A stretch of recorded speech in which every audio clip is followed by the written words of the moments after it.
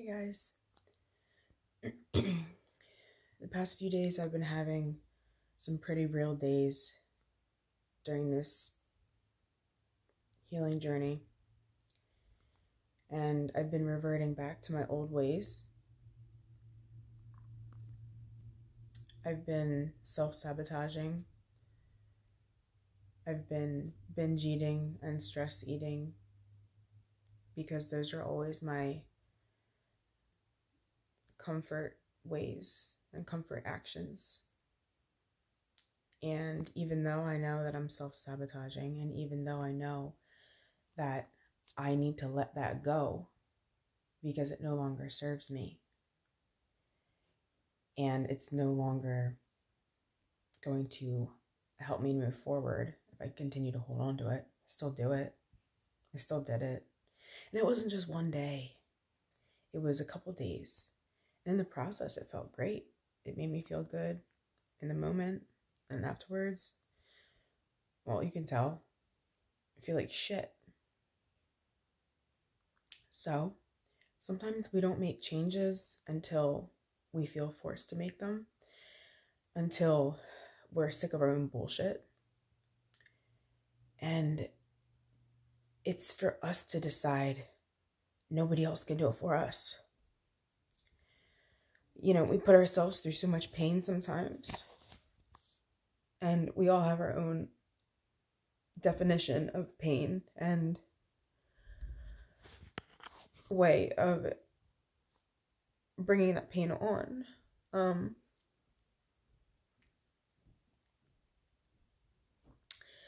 So yeah, if the world didn't suck, we'd all fall off. And I love that quote, especially applying it to healing as well. You know, if healing didn't suck, then we wouldn't be able to understand the beauty and the transformation and the I don't know what I'm trying to say, the silver lining to what it feels like to get on the other side of it. So obviously I'm not on the other side of it quite yet, but every time we take a step back and we realize, oh yeah, actually I don't want to be here. It sounded good at the time, it sounded good for a while, but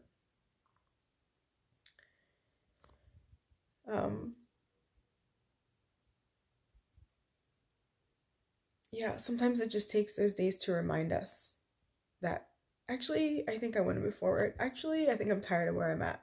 Actually, I think I'm sick and tired of feeling this way. And because every time I do this old thing, every time I do this old habit and fall back into what I've been doing for the past 10, 20, 30, 40 years, wherever you are with it, we kind of give ourselves a kick in the ass. So if anybody is falling back today, know that it's okay, even though it might not feel like it. It might be exactly what you need to propel yourself forward. You cannot, your arrow can't fly unless you pull back on that string, right? Sometimes we need to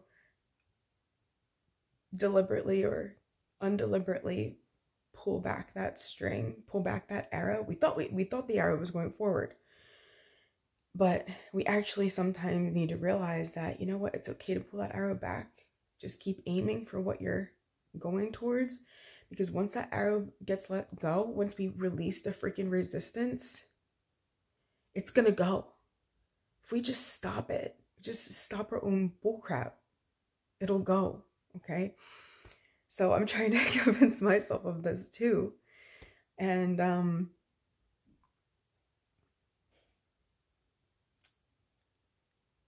a lot of this has to do with the voice inside our head. What is the voice inside our head sounding like? Is it nice? Is it...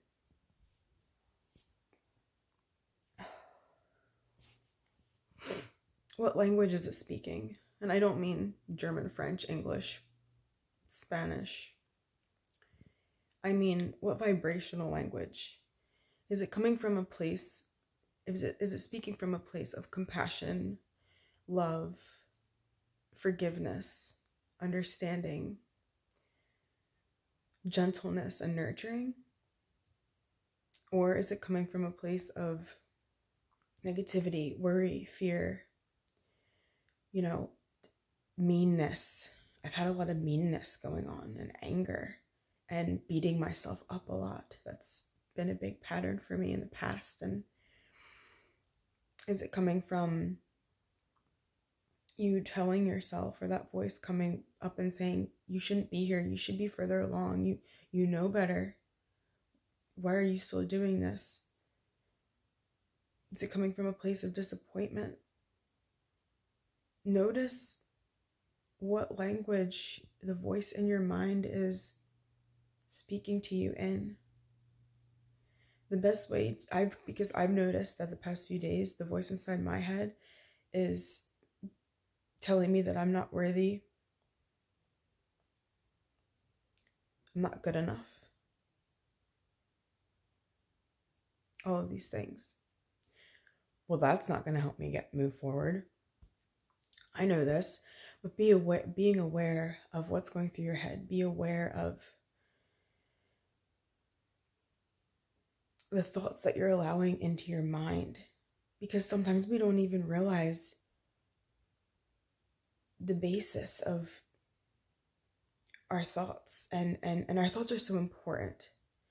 And I don't know if this message is making any sense. I'm obviously not very clear-minded right now, but I've been being pushed to make a video, and I'm just like, I don't want to, and well, that's holding myself back. So I just thought, you know what, whatever, I'm just gonna do it anyway. So what was I saying? Oh, so ask yourself, like, these thoughts that are coming up, are they even you?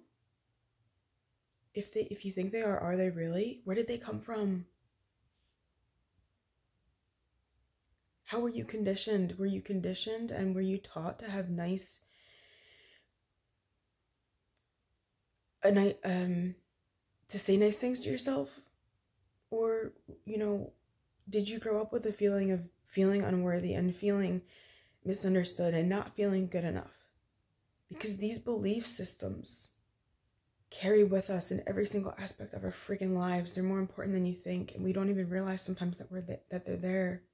Sometimes we realize that something's off, but we don't know what. It all begins up here. It all begins between our two ears. And if we're not being nice to ourselves, then we can't move forward into who we truly are, and we can't get to the bottom and release those layers of who we're truly not, to get to who we truly want to be. So I'm here on this journey with you guys, and it's painful a lot of days, okay? And I just wanted to come on here and be super freaking real and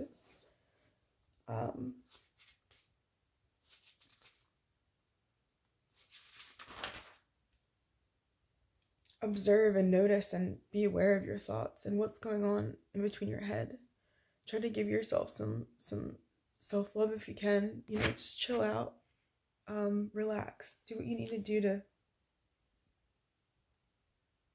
feel better.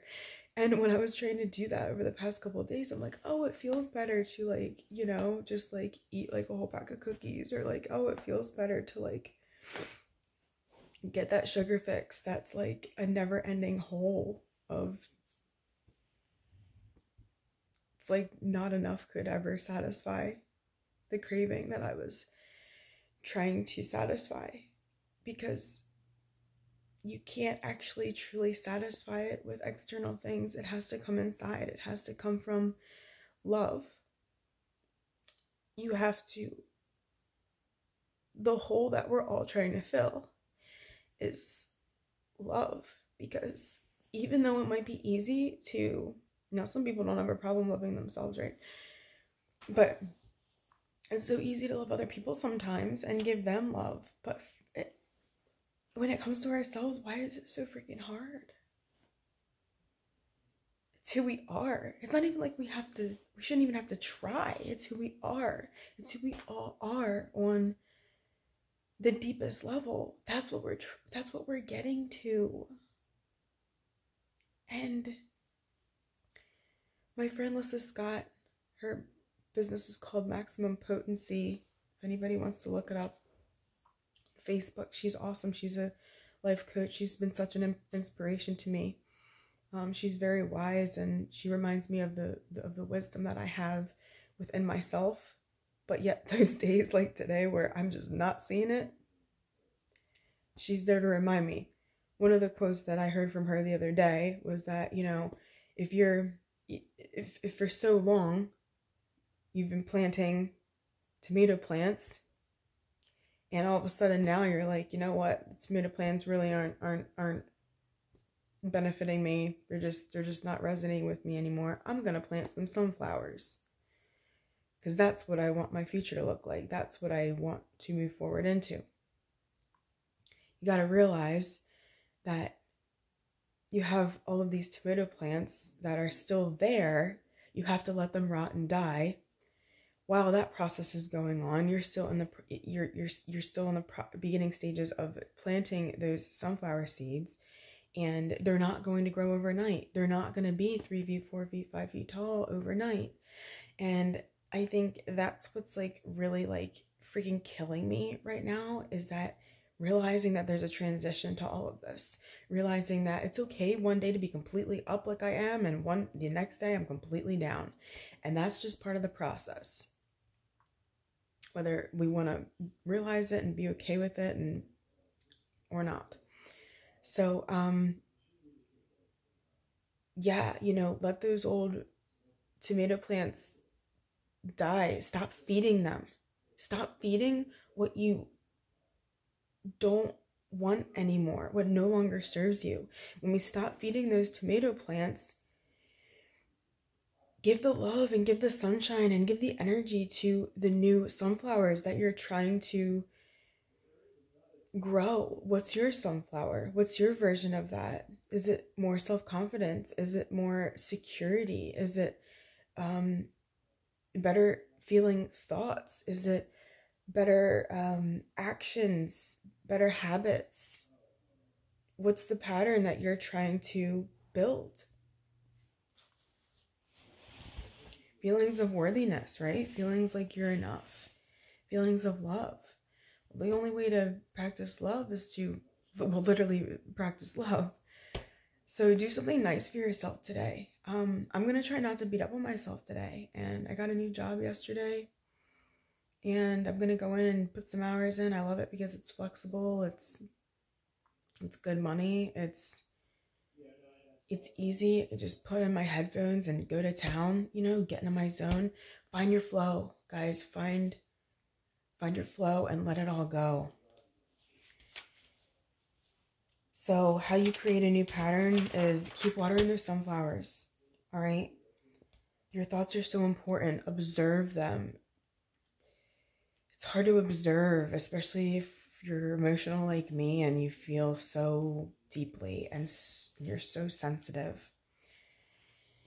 A couple quotes to leave you guys with about thoughts and how important your thoughts are, okay? Because your thoughts can make or break you. Watch your thoughts, they become words. Watch your words, they become actions.